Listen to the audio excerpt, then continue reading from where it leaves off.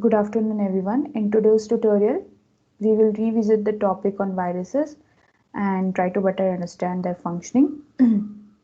So, first of all, why do we study viruses? We study viruses because they are important and as they cause certain diseases in humans, animals, and crops, and they are extremely diverse. So, they have evolved so much that they can infect any kind of host and they cannot be underestimated, as is evident from the current pandemic situation.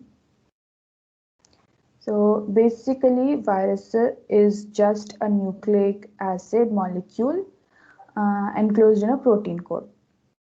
Now this can also be thought as a piece of code which is capable of copying itself and corrupting the host system. Now, always the virus always needs a host for replication. So, if it does not have a host, it cannot replicate. So, in a way, you can say that it has a borrowed life. Now, different viruses cause different kinds of diseases. For example, influenza virus will cause flu, HIV virus will always cause AIDS, polio virus will always cause polio. So, uh, the type of virus, one type of virus will cause a particular type of disease only, and each virus is also fixed, like which kind of host that it always chooses. So the host that these viruses choose is dependent on their genetic material. So to understand this, we have to go through the classification of viruses. Before that, a quick recap on the central dogma. The central dogma states that DNA is converted into mRNA by a process known as transcription, and further the mRNA is converted to proteins by the process of translation. So now back to the classification. So Baltimore classification of viruses is based on the genetic material that the virus is using, that the virus has. For example, here we can see type 1 double has double stranded DNA, type 2 has single stranded DNA, and so on. So let's start by looking at a few individually. Type 1 has double-stranded DNA.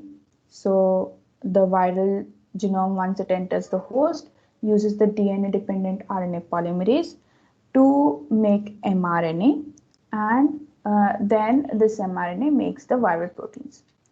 Now, if we look at type 2, it has a single-stranded DNA. To further the process, it first needs the complementary strand. So it will generate the complementary strand using the host DNA polymerase. Then once that is ready, it can use the RNA polymerase and move on to make the mRNA. The type 3 viruses are having the double-stranded RNA. Sorry. So the double-stranded RNA can directly use RNA-dependent RNA polymerase to make mRNA. Now, the interesting case is of type 4 viruses that have single-stranded RNA positive sense. So one example is the coronavirus. So what happens is in these viruses, they don't need anything else. This particular viral genome can itself act as the mRNA. But if they have to replicate, like make copies of their own genome, they first need to make the negative strand, and then this can be used to make copies of the genome. Now there are three more classes which you can read further on. The This slide again gives the same information in a tabular form, and also the intermediates that are formed in each of the class is also given here. So as we all know, the recent COVID-19 pandemic is caused due to SARS-CoV-2 virus. But the question is, why is it so infectious? Like, why is it replicating so rapidly and getting, like, why is the incubation time in any like the human host so less? So one of the reasons is that once they enter the host, the genetic material can itself be directly accessed by the host ribosome in the cytoplasm, which helps them produce more viral RNA and proteins. Here we have given a representative diagram of a coronavirus. Here you can see the spike protein, which is used for attachment, and then this is the viral genome, which is encapsulated in a nucleocapsid and envelope protein. Now let's look at how the SARS-CoV-2 infects. So first, the virus will enter the respiratory system using whenever we are breathing the aerosol, and then it goes via our respiratory system to the lungs and attaches to the alveolar cells. Now the virus will attach using certain receptors and will be accepted into the cell using endocytosis, where the viral genome is released. Now translation will occur and also copies of the genome will be made, and then proteins will be made. Then the virus will assemble and will be released out of the cell by exocytosis. Now these released viral particles will go and infect the bloodstream, and by the bloodstream they can access various other organs like brain, heart, liver, kidney, etc. The progression of COVID symptoms can be correlated to these phases of the cycle of infection. So, for example, the initial fever and cough that a patient is suffering can be correlated with the initial phase of viral replication. And then when the viral progression starts, that is, it is starting to spread through the blood, is when the symptoms also start to rise. You have high fever and pneumonic symptoms. Then the final stage is where all the organs have been infected, and also it leads to severe respiratory complications and sometimes death. Now let us try to understand the life cycle of bacteriophages. First of all, bacteriophages are viruses that eat bacteria or infect bacteria. It may replicate in two ways. The first is lytic cycle, and lysogenic cycle is in the next slide. So lytic cycle has 5 steps, and one example of a bacteriophage that has lytic cycle is T4 virulent phage.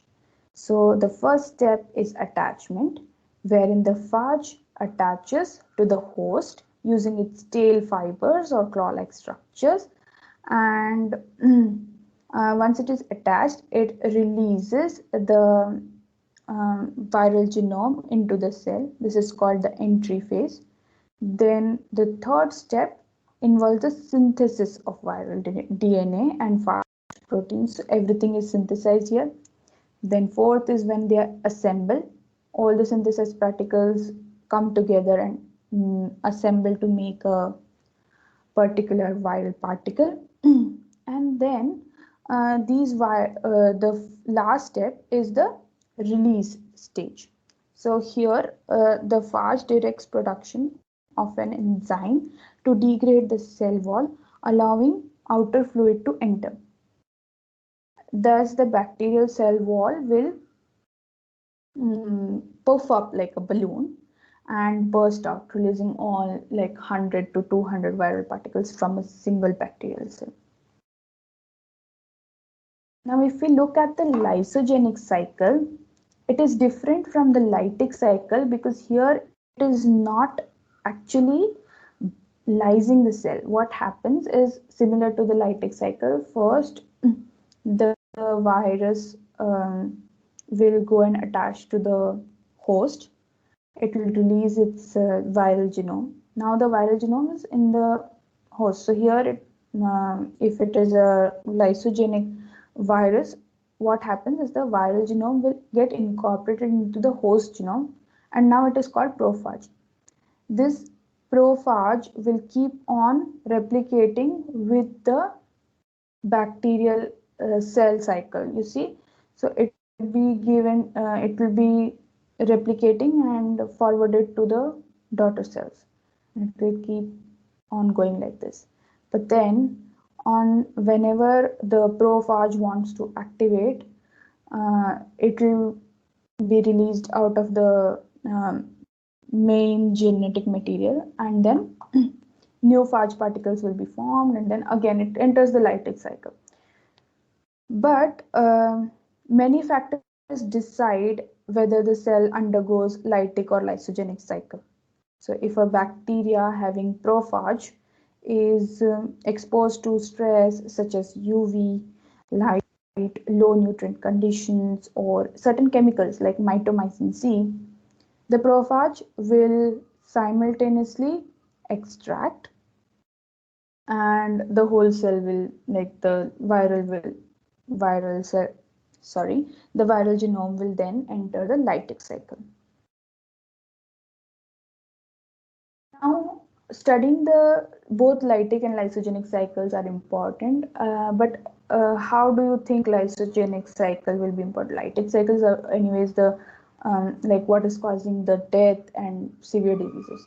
But lysogenic cycle also has medical significance. Sometimes non-toxic bacterial hosts, like which are not causing any diseases, will be forced to synthesize toxins because it has the prophage in it. So then there are examples to it, like the E. coli strain.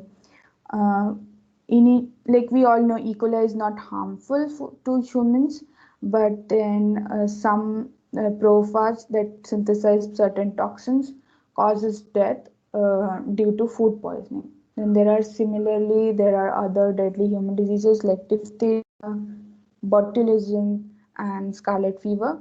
These are all caused by bacteria that were originally just plain like friendly bacteria, but then they were incorporated with prophage, and now they are producing some kind of toxin, and which leads to these diseases. So unfortunately, you or your friend have become a victim of a virus infection. So not all virus infections are severe like COVID. You know, there is like viral fever also that comes seasonally. So what do you do when you are infected by viruses? Your doctor gives you antiviral drugs, right? So a few examples are like the Rapivab, which is used for influenza, acyclovir, which is used for herpes, and entecavir, which is used for hep C. So here the challenge is that sometimes the virus might develop drug resistance. Now, in more severe cases like COVID-19, we prefer prevention, and then we prefer that we make certain vaccines and we take them before we are actually infected with the disease. So a few examples you know very well, like the most recent that everyone is getting is Covaxin, in at least in India, Covaxin developed by the Bharat Biotech, right? And then there are other examples also that you might have heard, like Moderna, then Covishield, Sputnik 5, right? Um, so moving on to the good news. The good news is humans can make the best out of the worst. We know that viruses are not always harmful, and many viruses can be useful for the humankind.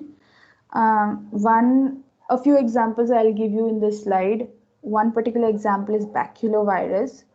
It is important in the control of insect pests like coconut rhinoceros beetles.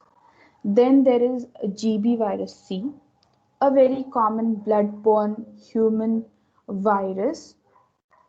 It can delay the progression of AIDS, in HIV positive people. Then there are again viruses that we have engineered. So these viruses can then make smart cells that kill um, cancer cells or HIV. So they are termed smart because now these cells can identify cancer cells and kill them. Originally, the concept is that cancer cells are made from our own cells, right? So any particular you say like drug or something that you are using might not be able to distinguish between the healthy cells and cancer cells. So in that scenario, these smart cells will be quite efficient. One example is CAR T cell therapy. You can read more about this. Now, we have gone through a lot of topics right now about viruses. You know now a lot about viruses, I suppose. But there are other words like viroids, prions, and it gets so confusing. So let's just start to break them down one by one. So first of all, viruses now we know are just having some DNA or RNA genetic material and encapsulated within a capsid protein. Now we also know that the genetic material, once it enters the host, will encode for protein. Then it can also infect any type of host, which can be plant, animal, and bacteria. Examples we have seen, right? Now, viroids, uh, genetic material is there. They have circular RNA as genetic material, and it is a small genetic material. Then they don't have capsid. They're just circular RNA, and they do not code for proteins. They directly infect the host, usually plant cells. One example is Kadankadine. It has killed more than 10 million coconut palms in the Philippines. Now there are prions. So prions are proteins. Viroids are just viral RNA, just RNA, circular RNA. Prions are just proteins. These are infectious proteins. They can trigger the other normal proteins in the host cell to fold abnormally and hence cause the disease. So one example is Creutzfeldt-Jakob disease. It has killed around 150 people in Great Britain. Then there is the other more well-known example called mad cow disease, which has plagued the European beef industry for quite some years. So, if you have any doubts regarding all these topics or any curiosity, you can discuss now. And thank you for listening. And do not forget to wear your mask. Thank you.